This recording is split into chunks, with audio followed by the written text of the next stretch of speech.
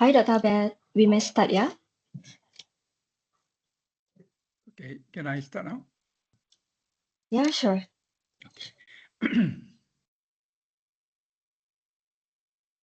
Okay, hello everyone. Good afternoon.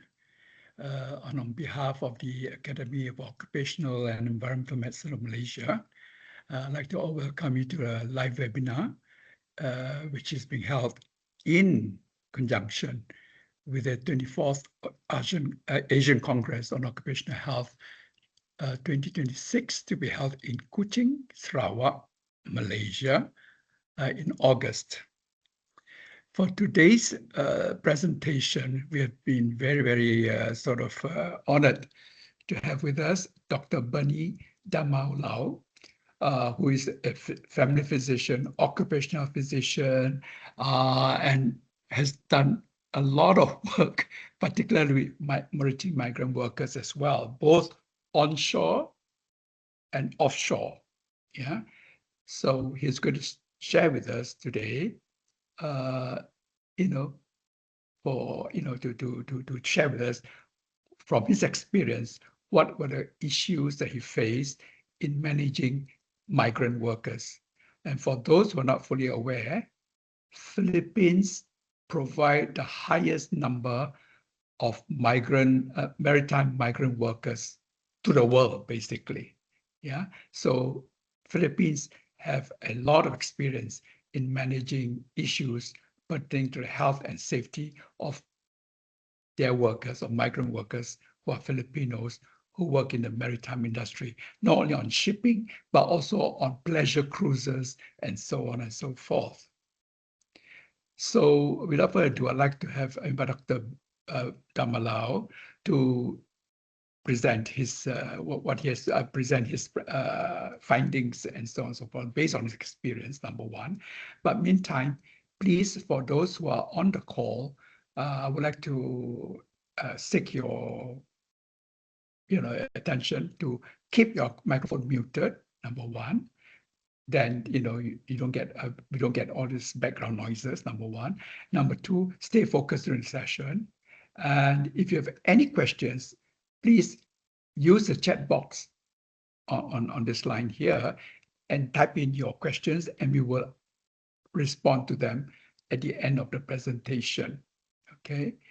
Now, if there are any information that's shared by Dr. Damau Lau, and it's confidential, and he says it's confidential, please do not share that particular information with anybody outside of this call. So, okay. In any case, the session will be recorded, and you can actually, if you miss out parts of it, you can go back and listen to the presentation on the ACO's website, ACO 2026 website. So on those, based on those sort of requests, I'd like to now to invite Dr. Bunny Damau Lau to talk about, the care for maritime migrant workers, because they need our protection as well. So without further ado, Dr. Damau Lau, please tell us what you have to share with us. Thank you. Hello, thank you, Dr. Abed, for that short introduction for me. Okay, can I share my slide? Yes, please do that. Yeah.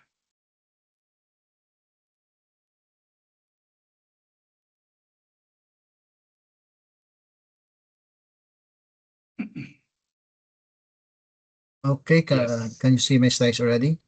Very well, very well. Okay. Good day, everyone. Salamat, Harry, for our Malaysian attendees. Maritime migrant worker are divided into three types, actually. They are the commercial merchant vessels, passenger vessels, and also the specialized offshore units or vessels. The commercial merchant vessels just include the container ship, cargo ship, tankers, and roll-on roll-off vessels, which was commonly, usually you can see them on the ports, which for bringing supply for or goods for other countries. And well, the passenger vessels includes the cruise ships, local or domestic passenger vessels. For sure, one of us has go on board on this type of vessel, and also some go on cruise vacation. And the last one is the specialized offshore units that includes the seismic survey vessel, drill ship, construction vessels, supply vessel, and platform units. Maybe a few of us have seen it or go on board. And they usually work on an remote site or offshore site. That's why they are seldomly seen on the ports. This sector of worker faces different types of hazards from mother nature, like the unimaginable waves, harsh weather, wild sea creatures, and also physical and mental hazards. Among the three types, the commercial merchant vessels do not have the onboard occupational health provider. The captain or the assigned officer, such as chief of mate or the second officer, act as the medical provider on this vessel. They only rely on telemedicine support if they need medical assistance. And as this group of workers provide a goods for our daily needs, they face a lot of risks and hazard and work at remote areas. Also sometimes neglected after their pre-employment medical examination. They need help and protection as well. Thus, this topic as maritime migrant worker, they need protection as well.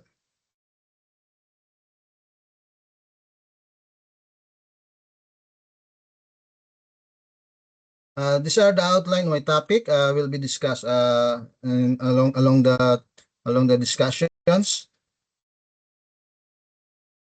Okay, we'll start with the definition and international legal classification of migrant workers.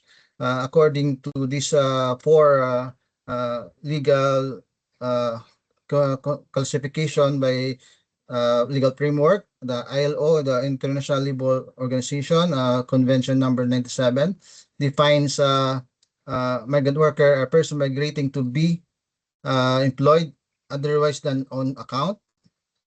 Okay, it includes this convention number 97. It excludes frontier worker, short-term professional, and seafarer. The key features of this convention is it is the foundational instruments for migration labor rights. And the next one is the International Labour Organization Convention number 143. It defines migrant worker as person migrating from one country to another for employment. This addresses the abusive condition and equality of treatment, because during this time there's a lot of discrimination among the migrant worker. That's why this applies to regular migrant worker only. Usually these are the documented migrant worker. They are covered with this ILO Convention number 143. Next is the ICRMW 1990. It defines migrant worker as person engaged in remunerated activity in non-national state. Okay, it covers both documented and non-documented workers. This is the most comprehensive UN convention for migrant workers, right? This address all the rights of all the migrant workers, even you are documented or non-documented one. The ACLS-MW of 1977 is the European labor.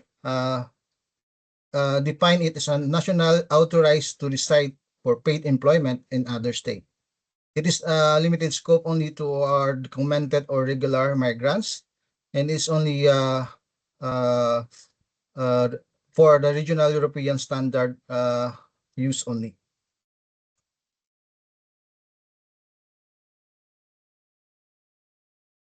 Okay, for the documentation and legal status categories, there are 4 categories for the migrant workers.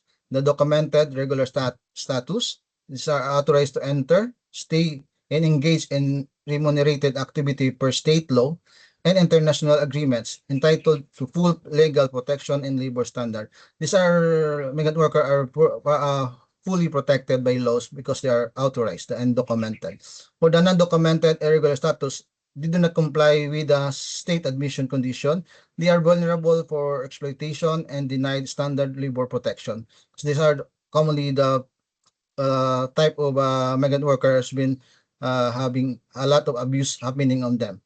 Okay, so the third one is the migrant seafarers. These are the for the seafarers, specifically designed for the seafarer, although it's not been excluded in ILO Convention number 97, but it is covered under Maritime Specific Instrument, the Maritime Labor Code Convention of 2006 and the STCW. And the last one is the fisher and versus the seafarers. The fisher are governed by different regulatory frameworks. The fishing vessel is enabled to extend sea periods, creating high tent abuse risk. So if you're a fisherman, you can stay offshore for long period because of the nature of the work, and there's a lot of chances that there will be abuse, like not enough rest or prolonged work days, and also deprived of food or proper accommodation. For the legal instrument and protection rights, the international legal framework establishes comprehensive worker protection across multiple dimensions. Firstly, information and support services. There should be a pre-placement services assistance with departure and journey reception, and also protection against misleading migration propaganda.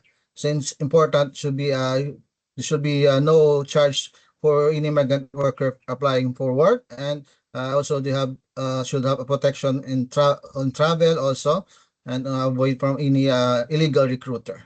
Okay, next is employment rights. There should be an equal treatment in remuneration, working conditions, social security, employment taxes, and access to justice. Okay, these are the employment rights of all the migrant worker. And also they should have an occupational safety and health. This should be established policies, conduct investigation into accidents and injuries, maintain safety committee, and provide onboard medical care. This is the part of the occupational health decision work for this migrant worker. Next is the freedom of movement and earnings. Migrant workers retain right to transfer earnings and savings. Protection against expulsion for work incapacity. And also the minimum standard required for age, employment agreements, and hour of work or rest, limitation, paid leave, repatriation rights, and decent accommodation. These are the basic rights applied to the migrant worker. Okay, next is the seafarer demographic and labor market. This is according to the census. There's at least 1.5 million seafarer worldwide, predominantly migrant worker from Asia, more likely in Philippines, and also the developing nation. Also the European Union seafarer workforce. This is one responsible for capturing the data on the STCW for verification. It's for if some seafarer work or do their work on European waters, you have to do this European maritime labor market, which is increasingly a lot of activities or job already. It's already increasingly regulated and monitored by this European Council. So the certificate holders, the seafarers will have this certificate for verification. This track through this through this European Union or Iceland or Norway certification board. This is for the professionalization and credential verification system in place. For the flag state distribution, more of the vessel under the flag state of Liberia is 27%, Panama 22.7%, Marshall Island is 17.7%. Okay, why they usually use this flag state? Because this flag state has not very strict or not too strict on all the documentation. That's why in this flag state there's a risk for less regulated vessel, or the quality of accommodation or support is also affected because they are less regulated by the authorities. So some of the vessel is registered to this flag state because it is cheaper. Vessel complaint patterns. Usually, the commonly complaint is on the bulk carriers. There are almost 109 complaint, and also followed by the container ship. Why there have a lot of complaint in this type of vessel? Because they carry hazardous cargo vessels, okay, and it increased their chances for this hazardous cargo exposure, and vulnerable migrant crew are exposed to these hazards.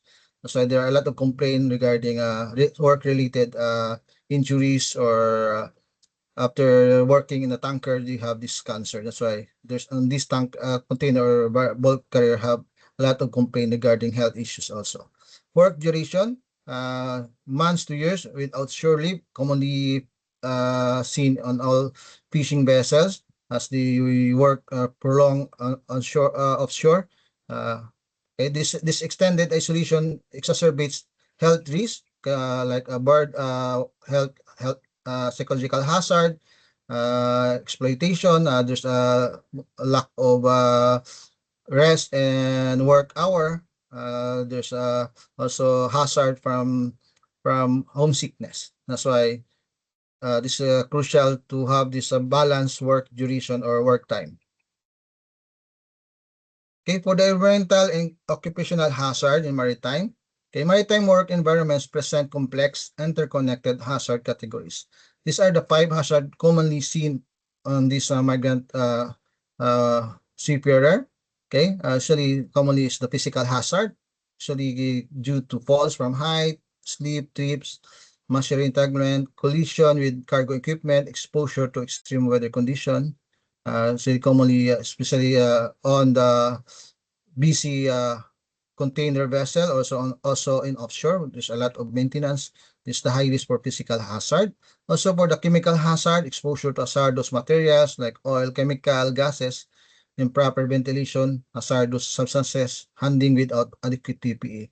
Okay, as you know, a lot of vessels carry also hazardous chemicals for machinery maintenance or for fuel. That's why they are exposed to this chemical hazard, especially the crew on the engine room.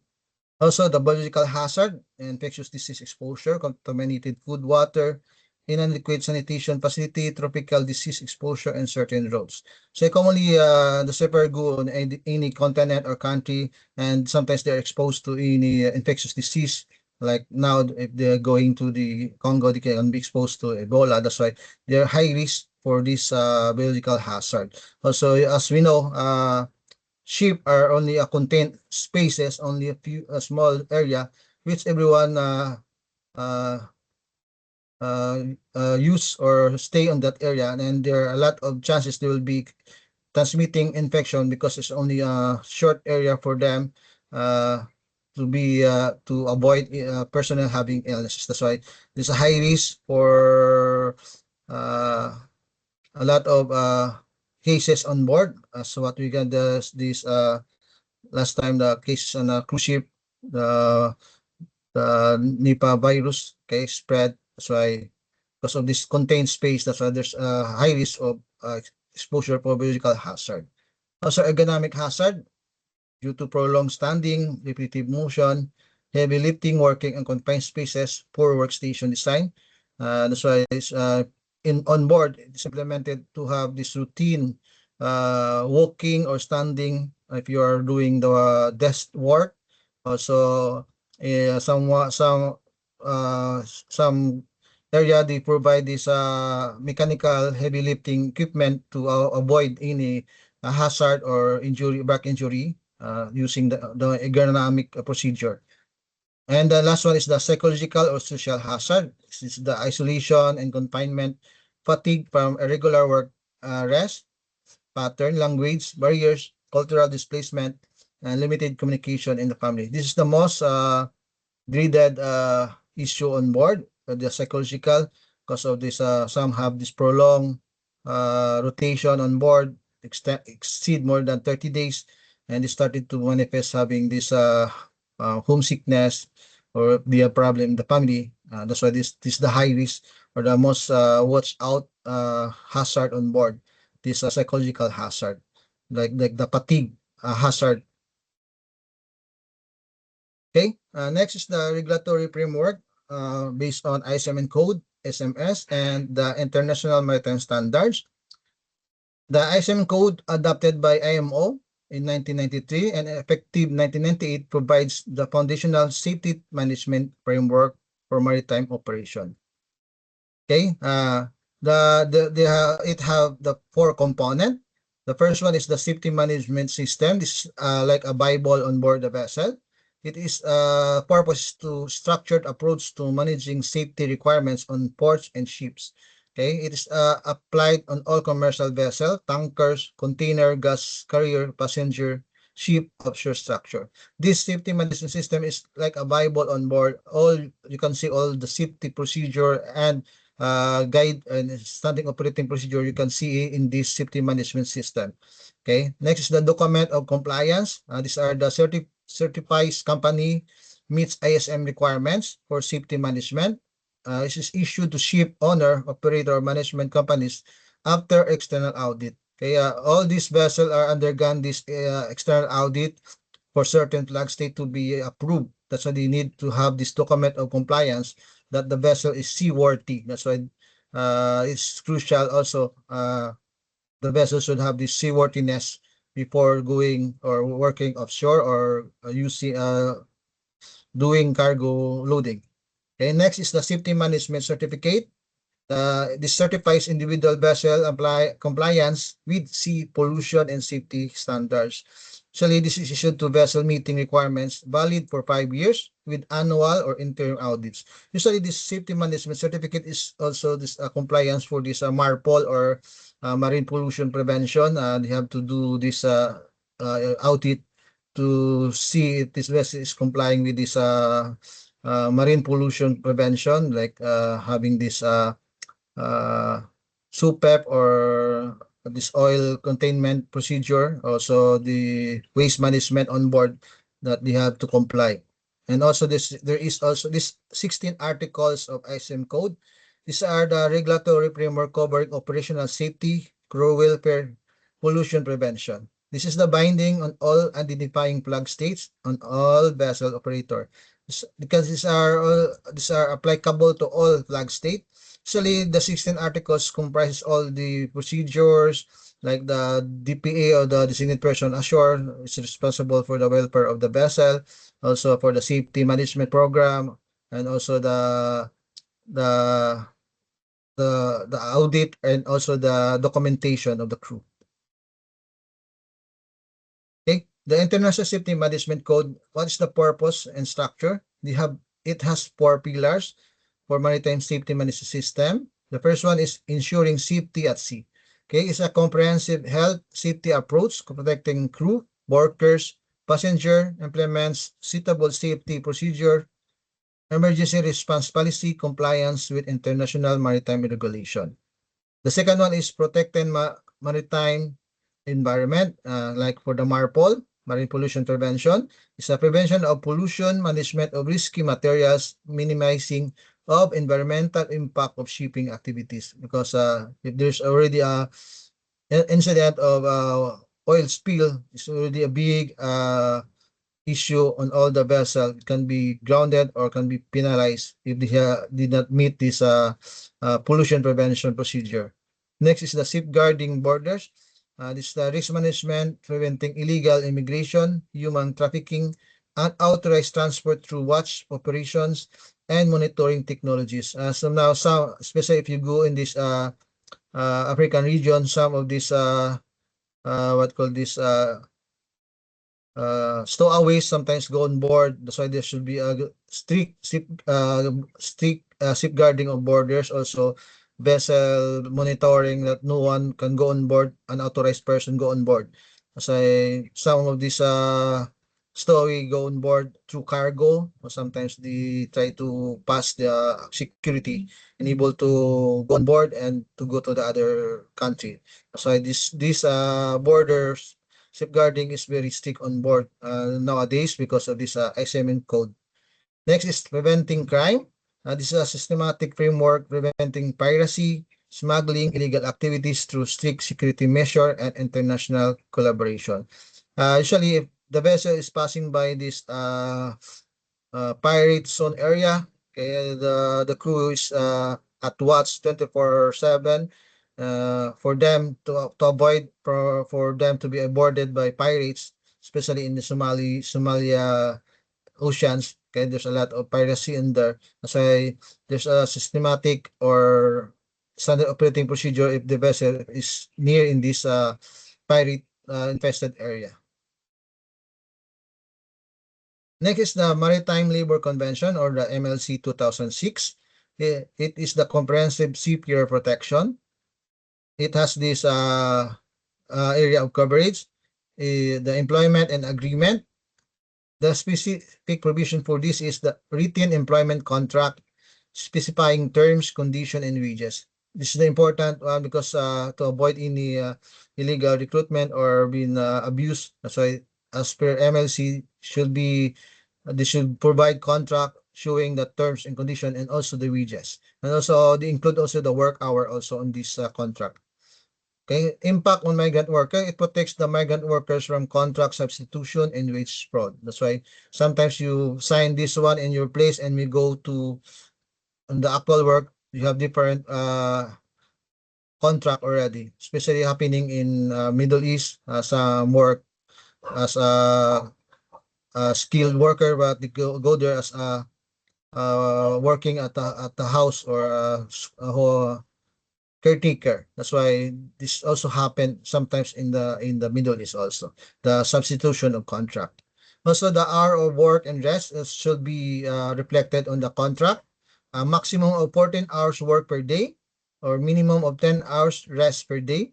The MLC mirrored the STCW requirement that this should be provided. The marine migrant workers should have this maximum of 14 hours and should have a minimum of 10 hours rest as per MLC and STCW. This prevents fatigue-related accidents and health deterioration. Next is the accommodation and food. The specific provisions should provide a safe, hygienic facility at no cost, seafarer, adequate catering. Okay, some of the vessels have a good food also because it depends upon the budget of the vessel. They can provide quality food also and accommodation. Some vessels provide 2 crew per cabin. Some have 4 crew per cabin. That's why depends upon the principal or the owner of the vessel. That's why it's recommended by the MLC at least 4 crew per room, or at least should have 2 crew per room. Okay? It's essential for health maintenance during extended sea deployment. So it's important you have a good accommodation and also enough food and good nutrition on board. Also, medical care. Sa onboard medical care, access to shore-based health services is the specific provision for this. Some vessels have this onboard medical care, like if you're working offshore or on a cruise ship, they have this onboard doctor or nurse to help or assess crew or passenger for any medical condition.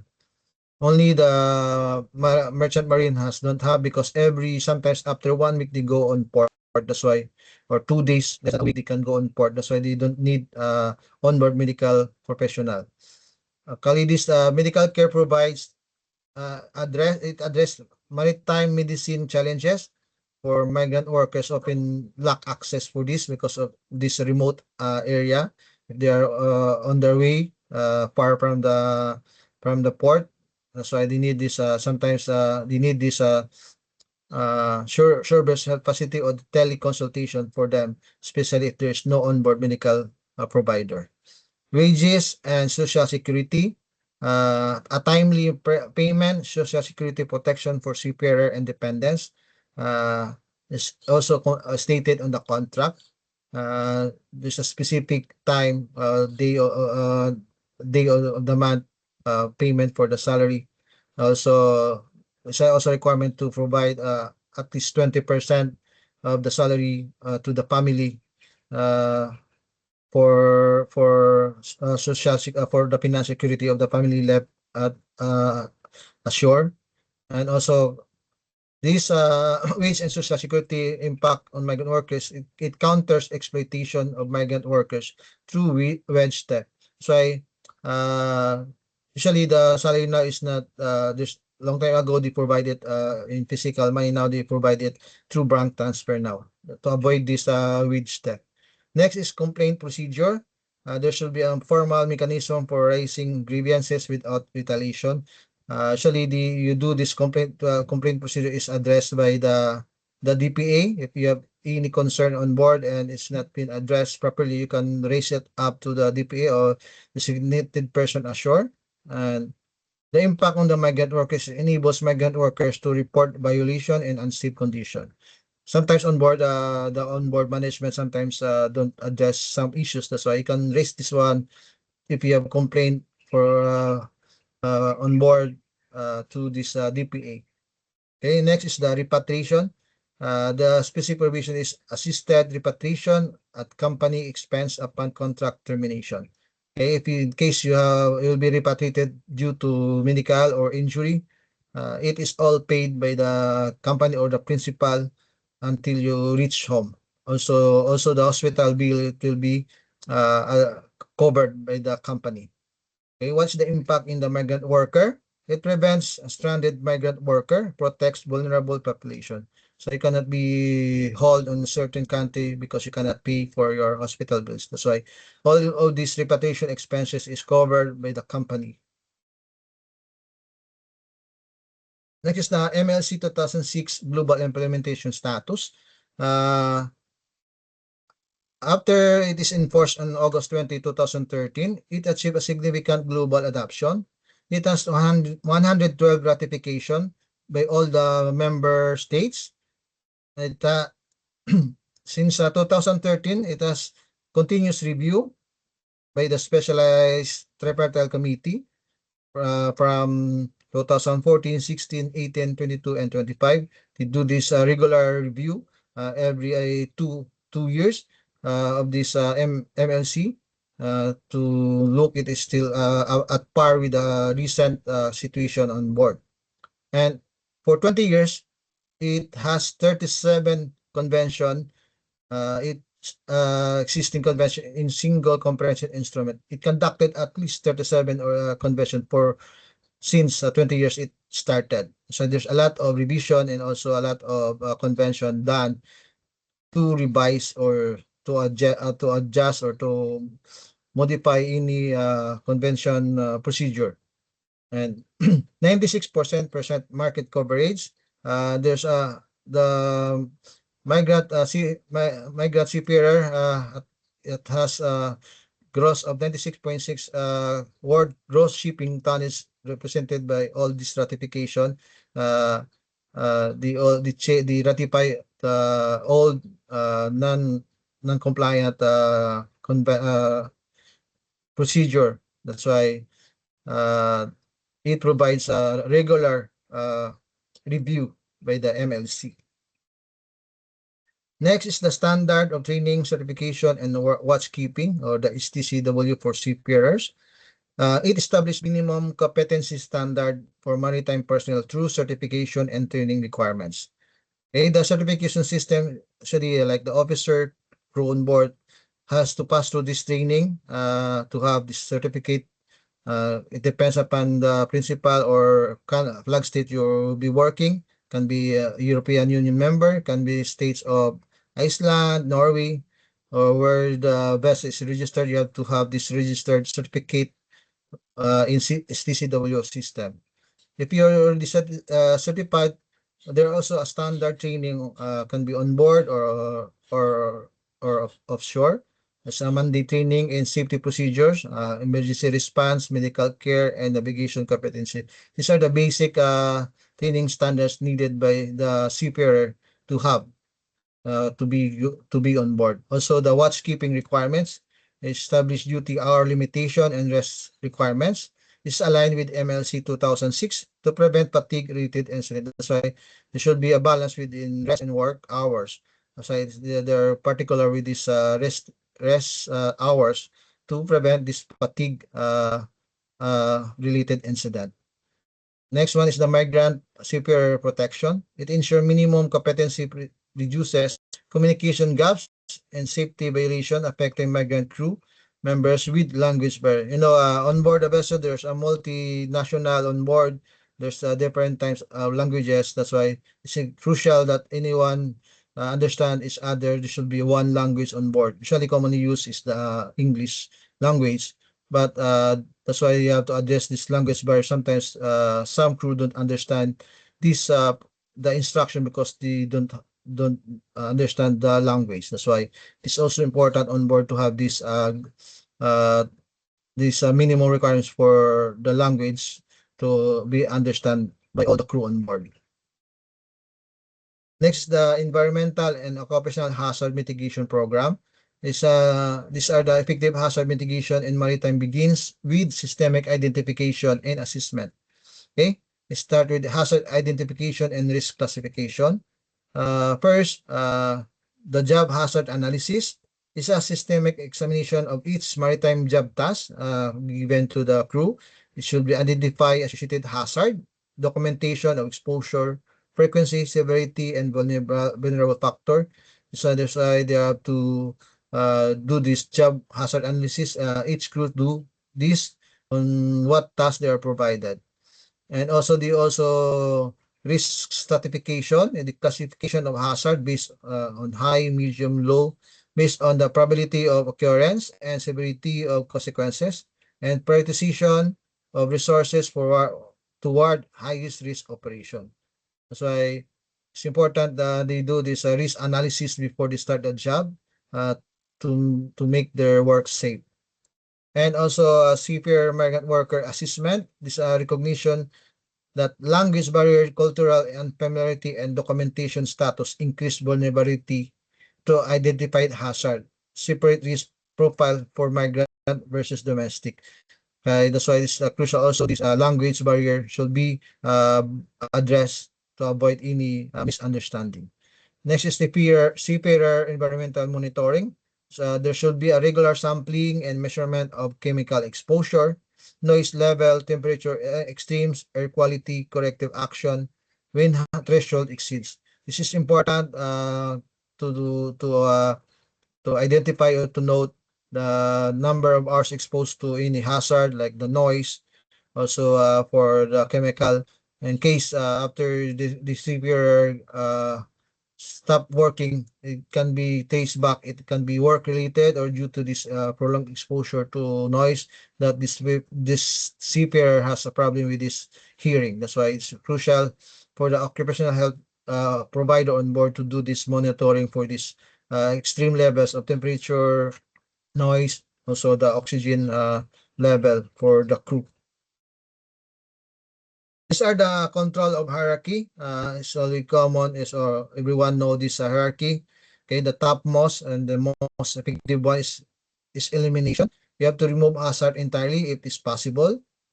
Like for example, elimination by replacing toxic chemical with safer alternatives, or redesigning workspaces to eliminate fall hazard. So this is the most effective one, but that's why you have to remove hazard if you can. If you cannot remove the hazard, you can do substitution. You replace hazardous materials or processes with safer alternatives, like substitute heavy oil fuel with cleaner fuel sources, or replace manual cargo handling with mechanical system. That's why you have a lot of heavy lift. Sometimes you have to use this manual mechanical lifting equipment on board. And next is engineering control. It cannot be substituted. You have to do this engineering control. You have to modify equipment or workplace to isolate worker from hazard.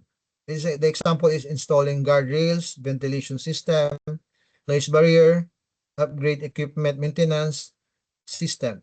So some of these they put these barriers or cages, especially also in the drill ship. They put these cages for the driller to avoid any incident if the pipe cut loose on the derrick. That's why they have put this drop object protection or the guardrail for the crew to be safe. And next is the engine. After the engineering control, you can use the administrative control. It's just is to modify work procedure, policies, training, supervision. Okay. The example of this implement work rest hour limits per MLC 2006 or establish safety committees, mandatory hazard awareness training. Usually, on board, they do this giving crew onboard training regarding this procedure, like work at height training procedure using the safety harness, what to watch out. That's why this is important administrative control done. And the last defense for the crew on board is the PPE or the personal protective equipment. It is the last defense when other controls is insufficient. Okay, this provide certified life jacket, working outside the working at height or working overboard or using harness, respirator, hearing protection, ensure proper fit and maintenance. That's why among this hierarchy of prevent control, if you can eliminate the hazard is the best, but if not, the PP is the only last defense you can have to be protected. Next is the ISM code based safety management implementation.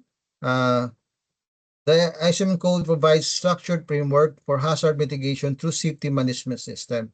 As what I said, this SMS is the Bible on board. Okay, the first one is the company policy. The company policy publish a written safety environmental protection policy with clear accountability and rescue allocation. Okay, communicate policy to all personnel, including migrant workers in multiple languages. So if you go on board, you have to be undergo this orientation on board before you start your job. It's the part of the company policy. Next is the personnel and resources. Designated responsibility to designate person ashore or the DPA. It ensure adequate trained personnel, allocate budget for safety system and equipment maintenance. So the DPA has a crucial role on board because he's the one liaising between the vessel and the top management for any support. Okay, here the DPA has access to all these top management contacts. If like for in case if there's an emergency scenario or accident on board. Next is the onboard procedure. Develop standard operating procedure for all hazardous operation. Document safe work practices. Ensure crew training and competency verification before task assessment. So before you do your job, usually they do this hazard assessment. Also, this they have this checklist.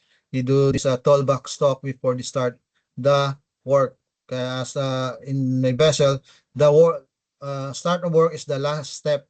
Okay, the first step of work is to check first the hazard, document it, and verify before you start the work. That's why in the drill ship, your work starting the work is the step 7. Okay, it's the last step before you start your job. That's why it's crucial to check all isolate things that can be hazard for your work. Next is the incident reporting and investigation. It's mandated reporting of all accident, near misses, and unsafe condition. Conduct root cause investigation, implement corrective action, share findings across fleet to prevent recurrence. So this incident reporting it is based on the IOS or the OSH guidelines. It can be first aid or medical treatment or a lost time incident. So it is crucial to do reporting of any incident on board to prevent further or another incident recurrence. Next is auditing and verification. Conduct internal audits, at least annually. Undergo external audits by port state control. Maintain records of compliance and address non-conformities systematically. Next is the safety objective and programs. It's defined as a measurable safety objectives. Establish programs to achieve objective through risk mitigation initiative aligned with ILO OSH guidelines. Usually, the safety objective and programs on board the vessel, they have this stop card, or you have to do make a card if you see unsafe or not good condition, in order to know the onboard management of this problem, and they can address it promptly. So that's why it's important to have this good safety culture on board, because you have to start first with safety. That's why safety first before all the job. Next, the last one is the document control. Maintain uploaded SMS documentation, ensure accessibility to crew, implement revision control and change management procedure. It should be the documentation control should be there's a regular update on the procedure. That's why the crew should have to go to this SMS documentation to get the valid one, because sometimes they have to keep some old documentation and it's not already at par or use on board. It can lead to any accident. So it's important to use the updated SMS documentation for your work. Next, the occupational safety and health provision under MLC 2006. Okay. MLC 2006 establishes comprehensive OSH requirements, specifically addressing maritime sector hazard. Okay. The competency authority responsibility. Ensure ship owner consult with seafarer, including migrant worker representative, on OSH policy, drafting implementation, establish safety committee mandate, on board accident investigation system, and for safe accommodation and recreational service. So it's part of this part of the work of the operational safety provider on board to check the accommodation is safe, also the condition. You do this hygiene inspection. Okay. Also, the next, the employer obligation. Employer obligation is develop OSH policy consistent with international standard and national law, implement continuous improvement systems, provide medical services including medical examination and health surveillance, maintain records of occupational injuries and illness. So there's an online reporting of all these injuries and illness through this IOS or OSH matrix. You do this reporting. It can be a medical treatment or first aid or a lost time incident. Next is the worker protection. Establish compliant procedure enabling seafarer to report unsafe condition without retaliation, ensure access to medical care, protect workers from dismissal for exercising safety rights, provide repatriation if unable to work due to occupational injury or illness. And it's important is the protection of the worker or on board the vessel. So everyone has the right to stop the job if they feel it is safe. That's why it is important to have this procedure stopping the job if it is unsafe, and avoiding any retaliation if you report unsafe condition or unsafe act. That's the protection on board of the seafarer on board. They have protection against retaliation or dismissal from work if they do this reporting. Next is the hazard specific standard and the OSH hazard standard. It is a regulation address the chemical safety, machinery guarding, fall protection, confined space entry, electrical safety, emergency procedures, and first aid provision. These hazard specific standards are like a checklist before you start the job. If you're doing this confined space entry, you have to check the air quality or any combustible substances or hazardous chemical on the confined spaces. So it's important to have this hazard specific standard to be used before starting the job.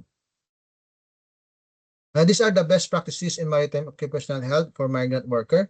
And the best practice maritime operator integrate ISM code, safety management system with MLC 2006 labor protection to create comprehensive migrant worker health program. That's why on board they try to combine all of these authority or policy to have a safer work or safety on board also.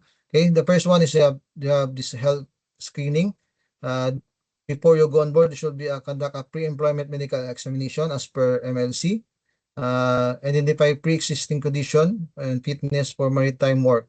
Because sometimes the maritime work can exacerbate if you have this pre-existing condition, if like you have asthma, if you're exposed to chemical.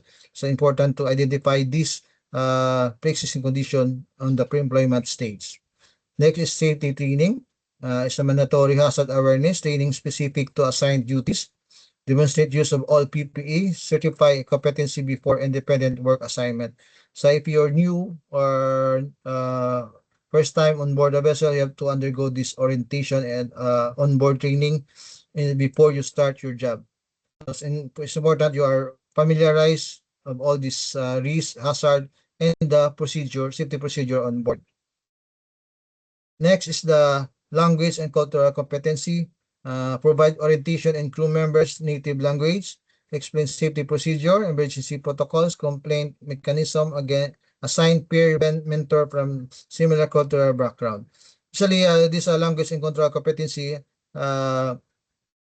they provide the translator or sometimes the DPA or the complaint site of the company provide native language for a certain crew. If they cannot understand this language, there's a certain support that can know the language of the complainant. So they have these practices to on other vessel or company to have this language barrier awareness. And the next one is the documentation. It is the verify valid STCW certificate and endorsement, ensure employment contracts comply with MLC. Okay, that's why we make sure the contract is at par with the MLC requirement as to minimum standards like the wages, hours of rest, and the crew should have a copy of it on board in case he need to review the contract. This one is onboard health surveillance and monitoring. The medical service on board supplies per international maritime regulation ensure medical officer capability for common maritime illnesses like the seasickness, injuries, and infection. Establish telemedicine protocols for advanced medical consultation. Usually, commonly, you can have this if you work on board. You have this, we call it topside support if you need more assistance because you're only limited on board for the first aid or few surgical procedure on board. So you have to have assistance from topside for the decision making if you have to do this medical evacuation or you can do treatment on board. Next is the fatigue risk assessment as part of the surveillance. Monitor workers' compliance per MLC 2006. 14 hours maximum work and 10 hours minimum rest. It should be implemented to avoid this fatigue risk. Okay, there's a tool used, the fatigue risk assessment for crew who extend more than 30 or 35 days on board on the offshore. You have to be assessed or checked for this fatigue by using this fatigue risk assessment tool. Okay, and also sometimes you have to adjust also the time for the crew. Sometimes they have this jet lag or problem with sleeping. So as a health provider on board, you have to assess also with their with the fatigue and also the jet lag or the problem in sleeping. Next is occupational health monitoring. So regular health surveillance, including audiometric testing for the noise exposure, pulmonary function test for exposing for hazardous material exposure, medical examination for cumulative trauma, record findings, and occupational health file. This is important, this monitoring, so in case at the end the crew will need support or documentation that this issue came from his previous job. So important this health surveillance. Also, the next is the mental health support. Provide crew welfare program addressing isolation, homesickness, communication access facility, regular family contact, offer crisis counseling for significant stressor, and the stigmatized mental health seeking. Actually, on board is nowadays it's easy for communication because of this internet. It's easy to call the family, and also the onboard they provide also this recreation area for the crew to ease out or to play such as basketball. Some they have the swimming pool also. Some they have this entertainment system for the crew uh, to address any fatigue or boredom on board or homesickness. Next is the migrant worker specific protection and support system. Best practice program implemented targeted protection addressing migrant worker vulnerability. The first one is the communication access. Is a multilingual safety signage. Some of the signage on board there are a lot of translation and rare for the crew to understand due to this language barrier. Training materials also is included to be translated also. So the occupational health benefit reduces small misunderstanding of hazard, enable informed consent for treatment. So it's crucial to address this language barrier. Also legal documentation, ensure crew members retain copies of employment contract. Okay, and occupational health benefit is prevent wage theft and unsafe working condition, enable standard labor protection. Okay, that's why this is for the protection of the crew or the migrant worker. Reporting mechanism, this should be an anonymous complaint system. Designated migrant worker advocates protection or against retaliation for safety reporting. So should be the top management encourage everyone to do reporting if they see this unsafe condition on board without any fear of being retaliated or being expelled from work. So occupational health benefit is enables identification of systemic OSH problem and prevent reprisal for hazard reporting. Okay, next is financial security, timely wage payment for contract maintenance of family finance security, secure payroll system. It reduces economic stress, prevent debt bondage situation. Sometimes if you have this bondage situation, sometimes the crew was forced to stay longer on board because still have to pay his debt. That's why in the end it caused fatigue hazard or issue to mental health if the crew extend more than the allowed number of days on board. Next is the repatriation support. It's a pre-negotiated repatriation procedure, assistance with terminal medical care if needed, and also family notification protocol. So it is all expensed by the company if you need repatriation. Occupational health benefit is ensure safe transition if occupational injury or illness prevent continued seafaring. Okay. Next is food and accommodation. Culturally appropriate food option, respecting dietary restriction, safe hygiene accommodations, adequate recreational facilities.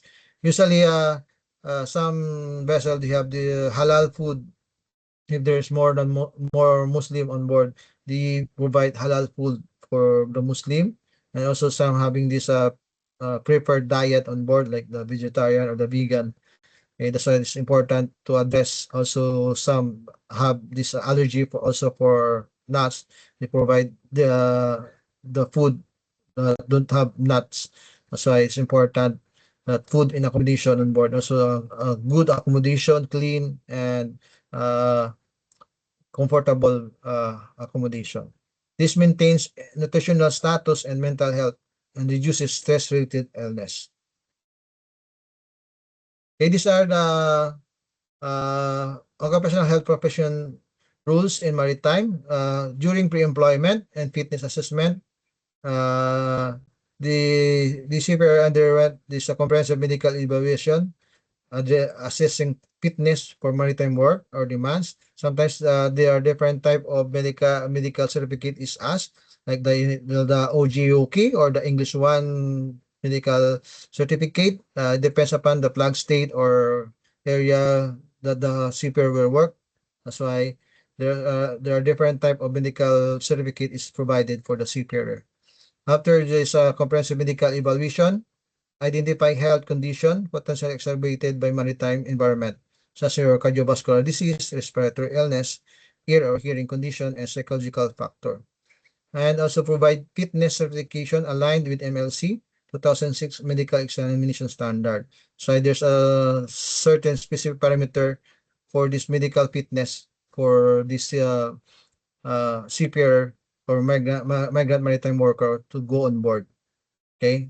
Next is document baseline of occupational health status for comparison with post-employment findings. That's why during pre-employment, they have to undergo this geometry, also visual check to document the baseline if this cruise already has pre-existing hearing condition or visual issue already. That's why pre-employment is medical exam is very crucial in determining the pre-existing, and also it also protect the company for the future suit or complaint claim by the crew that it is work related. So it's important to document any pre-existing issue. And also, you can provide counsel on maritime specific health risks and preventive measure. So you have to be informed maritime worker regarding the condition on board, the remoteness, also the other risks on board the vessel. Next, while the crew is on board, there should be a medical care or telemedicine support. Establish on board medical protocols for common maritime injuries and illness. Also, should be 24/7, and also telemedicine support or consultation provided by the topside support if they have issue on board regarding any medical issues or medical decision or any possible medical evacuation. And so maintain occupational health medical record following ILO guidelines. This health record is some are electronic record provided by the vessel or by the company for the future use in case as part of the ILO guidelines to keep this documentation for future use.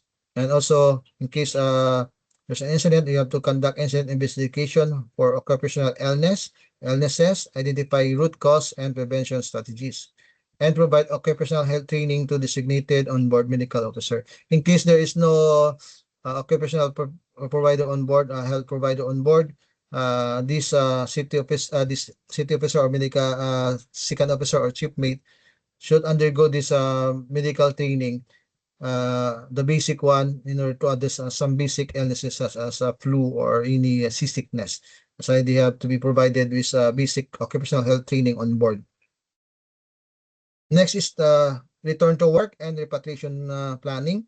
In case a crew has injury and need to return to work, you have to assess capacity to return to maritime duties following occupational injuries or illness. You have to provide modified duty recommendation when full duty is contraindicated. Sometimes they are not able to do this work task. You have to provide the alternative which will not exacerbate or aggravate the medical condition. And also coordinate repatriation procedure for seafarer unable to continue maritime work. This one, if in case the crew is unable to work or need medical assistance, so you have to coordinate with the DPA or topside support for the proper final decision making if you need to do this medical evacuation or further medical treatment for the crew on board. Okay, ensure terminal medical care and documentation of occupational health status. Okay, this terminal medical care is if this crew has been repatriated or medical evacuated, there should be the final medical care to provide the specific treatment of the illness, and there should be a documentation of that for the future use. And so provide health related documentation for disability worker compensation claims. So this is the most important one, because sometimes some seafarer or migrant maritime worker claim it is caused or due to exposure to work that they have this issue or problem, medical issue. Okay, these are the implementation mechanism and key international documents. Okay, where I get all my topic is based on this following legal foundation documents: the ILO Convention number 97 or the Migration for Employment revised of 1940. This established foundational protection for migrant workers, provide framework for information sharing, cooperation, and equal treatment obligation. Next is the ILO Convention number 143, or migration to in abusive condition. This address exploitation of migrant workers, establishes equality of opportunity in treatment standard applies to regular migrants. Next is the ICRMW, or the UN Convention on Protection of Rights of All Migrant Workers and Members of their Family. This is the most comprehensive UN convention, covers documented and undocumented workers, establishes remuneration standards, working condition, protection, and non-discrimination principles. Next is the ISMM code, as per IMO resolution number A741 of 1993. It's a mandatory safety management system applied on board to be followed as like a Bible on board for all the crew to check for all the SOP or standard operating procedures. Next is the Maritime Labor Convention of 2006. This is the convention that consolidates the 37 maritime labor instrument, established comprehensive standard for employment, health and safety, accommodation, welfare for the 1.5 million global seafarer. This MLC is the governing body for all the safety and the standards for the safety and health and safety of the migrant maritime worker. Next, the standard of training, certification, and watchkeeping, or the STCW. This is mandatory training required before you go to on board. You do undergo this training, like your basic training on board, or if you do offshore, you have to do this basic offshore training in order for you to address any emergency on board. That's why you have to undergo this STCW training. And last one is the European Convention on Legal Status of Migrant Worker. This is in European country. It's a regional framework establishing legal status, definition, and protection for documented migrant workers in Europe context. These are the implementation guidelines and support documents on my slides. The ILO guidelines for implementing OSH provision, and also the IMO guidelines on ISM and code implementation. And the last one is the port state control inspection procedure. This one is an enforcement mechanism verifying ISM code and MLC is complied by all the vessel and also the crew comply all the training. So the port state control is the one doing this inspection for all the vessel on certain flag states. These are the monitoring and accountability mechanism, the international monitoring system that to ensure implementation and compliance and identify systemic gaps. The ILO, the International Labor Organization, is the supervisory mechanism committee of expert on application of convention reviews, state compliance, tripartite committees, provide in technical guidance, annual conference session, address persistent non-compliance. And also the ILO MLC is the special tripartite committee established in 2013 that conduct continuous review of MLC working for proposes code amendments and reflecting involving maritime condition. And Maritime Labor Convention database, these are the database of all the compliance of all the vessel or the database of all abandoned seafarer incident or accountability tracking. They are the one responsible for this. And also the European Maritime Safety Agency. European Maritime Safety Agency is statistically review of European seafarer demographics, certification and compliance trends, monitor seafarer welfare initiative in labor market standards. And the last one is the Australian Maritime Safety Authority. This is for the national level monitoring of maritime labor compliance, tracks compliance, track complaints by vessel type, and flag state identifying high risk operation. This AMSA is very active in regards with the welfare of the seafarer. They recently do reporting to if they find inequality on the wages on board the vessel. So if you go to Australia, they have very strict policy regarding the following the MLC. Okay, the key takeaways for this presentation. Occupational health protection for migrant maritime worker requires integrated application of internal legal framework such as ILO Convention, UN ICRMW, IMO codes, and systematic implementation of safety management system, such as the ISM code and MLC 2006, and occupational health professional engagement. Migrant workers' particular vulnerabilities, like such as the language barrier, documentation precarity, geographic isolation, and limited legal resources, necessitate targeted protection, completing universal maritime safety standard. So effective occupational health decision involvement in pre-employment assessment on legal protection into tangible health and safety outcomes for the world of 1.5 million seafarers. Okay, that's all. Thank you for your time and attention. Okay, thank you very much, Dr. Damalao, because what you have presented to us is very, very comprehensive. And I think for any one of us who are interested in being part of this maritime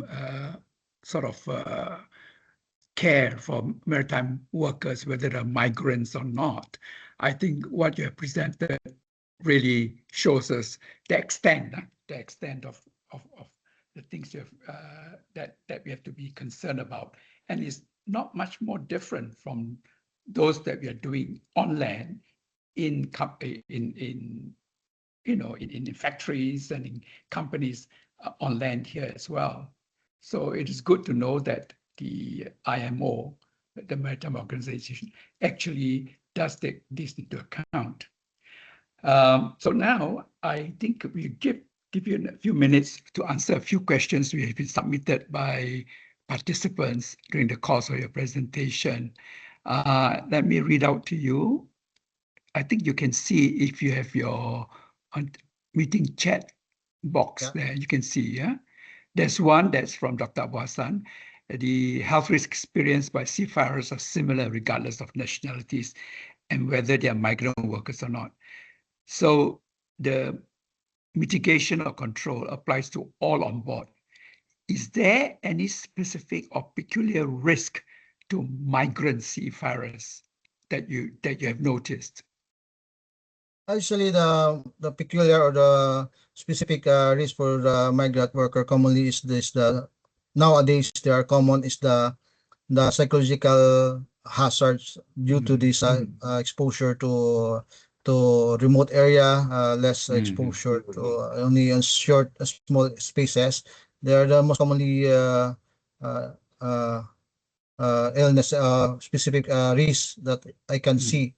And the next one will be this language barrier. Actually, is very crucial actually, because some couldn't understand the universal language such as the English, and there's a hard time for this crew to understand the simple instruction. That's why it's crucial for each vessel to provide this alternative or interpretation of these procedures, because the misunderstanding can lead to unsafe act or risk or incident. Yeah, I see. Now, another question is on substance misuse or substance abuse among seafarers. Is it a major concern from your experience? From my experience, because I work more on offshore vessel, they are very strict regarding this substance abuse. Before you go on board, you have to undergo this alcohol test, and also there's a random drug testing on board, especially if there's a new crew or there's a incident happened. They have to do this drug and alcohol test for all involved person, and also a surprise drug test for crews. Okay. Another question is, you mentioned that there's psychosocial or mental health issues. Yeah. So the question here really is asking, like, what was the worst or the most difficult case you handled so far? The most difficult regarding psychosocial is I have a crew on board having a family issue. Actually, before he went on board, he has already this existing issue with the family, some quarrel with the wife, but because he's forced, he's obliged to go back onto ship because of this rotation, and he manifested he has a lack of interest in his job, and there's a one incident that he was involved unsafe condition, and Mhm. until I was informed he is already about to jump overboard Oh because dear. he not cannot handle already the stress on the work side on board, and also the stress on the family he left Family. behind. Yeah. So did you have to take him off the ship or? Yeah. I have to quarantine him, give him some sedation because he's very combative already with the guidance of the topside support, and requested for non-urgent medical evacuation for medical assistance ashore. Okay. All right. Now, I'm sure this thing about non-communicable diseases like high blood pressure, diabetes, and all that, and obesity, yeah. How do you all manage that? If your crew, on their medical examination, they have a BMI of 30 or whatever, Yeah. have high blood pressure. How do you deal with that? Do you stop them from going on board and, say, get yourself changed, like lose weight and get your blood pressure controlled and all that? Actually, regarding this NCDs, now this also getting the most common issue for all the severe these NCDs. These metabolic illnesses was detected during pre-implant medical examination. And during the pre-implant medical evaluation, they were given medication maintenance before they go on board as a requirement. And also while they are on board, I have this program on board. Actually, on board this Noble Viking drill ship, I have this NCD program. I do this regular monitoring for FBS, cholesterol, uric acid, also weight. Sometimes we do this campaign, the this weight loss campaign, or this get fit challenge with if you not mandatory to all crew, but we try to encourage all those have this NCD to join this program. If the after the end of this 3 months program, there will be a prizes for those top three, uh, uh, uh, top three who lose weight, also have good improvement on Yeah. the control of their blood pressure and their blood sugar. And also we have this onboard Ironman competition. This one is for those who are able to do this gym exercise. We have Right. certain points for is like rowing. You can gain rowing for 30 minutes to 1 hour. You can gain 15 points until that after you accumulate a large bigger points at the end of 3 months, you receive rewards. And also for the also to mention also this the quit smoking campaign on board. Actually, this is very problematic for me implementing this smoking campaign, because in the crew on board, Noble Viking is almost 85% are smoker. So I have a hard time implementing this program. I have to liaise with this top management to provide these alternatives and provide this support for the crew who enroll for this smoking campaign on board the vessel. That's why, because it's very alarming now, because now it's not the cigarette, now it's the vaping. It's already increasing Yes. on board Yes. the vessel. So I try to address that one, but still have resistance from this crew, because they always tell me this is the only thing that they can relax. Yeah, it's a big problem.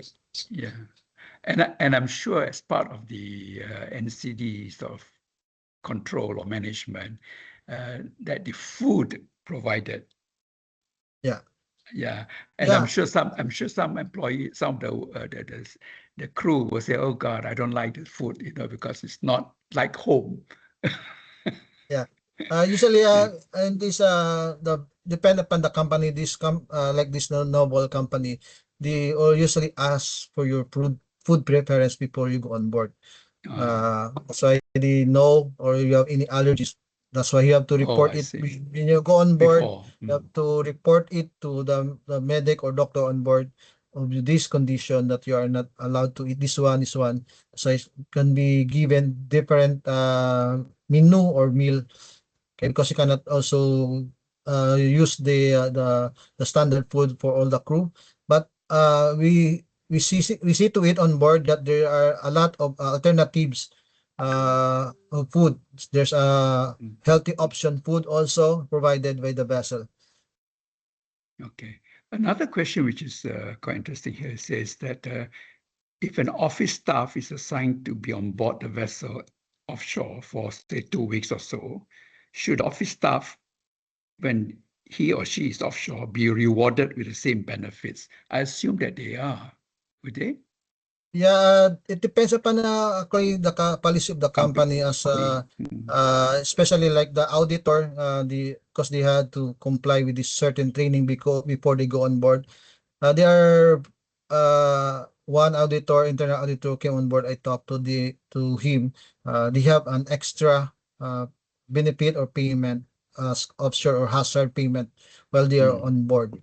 But they have to comply for this training requirement as per STCW because you cannot go on board without this one. Oh, I see. Okay. Another one, there's this thing called solar contract workers. So Solar. what I'm not are familiar they? with- I'm not familiar with that, solar contract workers. Yeah, I'm Dr. not He- also familiar with solar. Dr. Hitesh, are you still online? Dr. Hitesh? Maybe it's pertaining to this like this short-term crew on board. Yeah, maybe they're pertaining to this one because there are a certain crew that stays there for a week or sometimes for 2 weeks as a short-term crew. Oh, I see. But I Yeah. assume that they will be properly trained and they will be provided the same coverage. Yeah, they are Yes, they are treated same with the core crew. They are treated the same as the core crew actually. There's no Okay. difference for everyone. They're still the same. Even if you're short-term crew or the core crew still receive the same accommodation, food, and treatment on board. Okay. Wow, we've had a very, very long session today, which is rather unusual. But I think, Yes. this for me at least, because this is all new, well, fairly new to me. So I found it very interesting that you all, the maritime associations, have really looked into all the various possible or potential hazards that seafarers face. Oh, the other one question which sort of came out in my mind was, you said that in the early part of your presentation that fisheries ships that do deep sea fishing for months and months and all that, they are not included under this system. Yeah. Yeah, they are not included because of this. They have different work. They're also under this A different- ILO, but they have different policy because they stand more beyond exposed on the sea, prolonged exposure or work to catch, and also they work on hazardous area actually. Like if you see this series of these deadliest cats, they are Yes. actually different. They have Yeah. different laws governed. Yeah, because it just so happened I watched on TV from BBC. They were talking about this case in Scotland, where this fishing company were accused of slave conditions for the foreign workers and all that. Yeah. Yeah, that's Okay. commonly happening on this fishing vessel because you're not able to go home because you're far away from the shore, from the land, and you're forced to work under if you don't want to work because you are overworked already. That's why fishermen have different policy or governing them, but they also follow this TCW training actually. Some of them, but Supposed not to. all of them. Supposed to. Yeah. Some of them, but some don't have, especially if they are under illegal, undergo Yeah. illegal recruitment. That's That's why right. they have different policy for the seafarer compared to this seafarer like this container, the Yeah. merchant marine, the cargo, the offshore. They have a standard procedure already on board, like the ISM code. compared to this fishing vessel. They don't follow this any standard safety procedure actually. Right. This it's like their livelihood actually. That's why they are not included for this MLC. Okay. All right. On that note, I think we'll stop our questioning. But just before we go off, you know, I have to use this occasion to remind those who are still online, to remind them that AOEMM is organizing or is the organizer of the ECO 2026 to be held in Kuching, Sarawak, on the island of Borneo, from the 5th to the 8th of August. Yeah. So for those who are interested, the QR code is being shown here. You can click on that and register your interest in joining or being part of this Congress. Okay. So I hope that, yeah, and here are all the different things that are on offer. If you join the ECO 2026, you get, you can bring your family and the accompanying persons. Then you can have exclusive flight discounts from Malaysia Airlines and Firefly. Yeah, you can go online and book using the code if you are registered. And if you are presenting a paper on oral presentation, you will get, if your abstract will be published in the Asian of Occupational and Environmental Health Journal. Okay. And for those who are very good in their presentations, orally or on poster, you have a chance to win some cash prizes. Okay. And then, and so on and so forth. So can you please look at this, go on the website, and then, register your interest. We would like to welcome you to ECO 2026. Now, as part of our webinar series, this is number 18, the coming one will be number 18. Oh, no, not sorry, 19 then. It will be an issue on sickness absenteeism. And Dr. Lim Jek Fang, who is a very experienced occupational practitioner, physician, he will be able to share with you his views and how he manages this in companies that have high levels of absenteeism, yeah, in the workplace. That will be on the 15th of June, which is next week, really. Yeah. Yeah. Okay.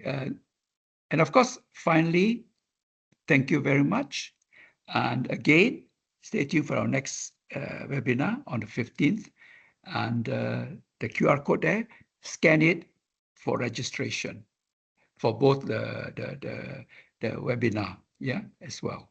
Okay. So on that note, thank you very much. Thank you very much, Dr. Bernie Damalo, and to all of you who took time off from work, at least hopefully that you learned something different from what you're used to. Okay. So thank you very much and have a rest. I guess not so hectic rest of the day at work. Okay. Thank you very much and goodbye. Okay, thank you. Thank you.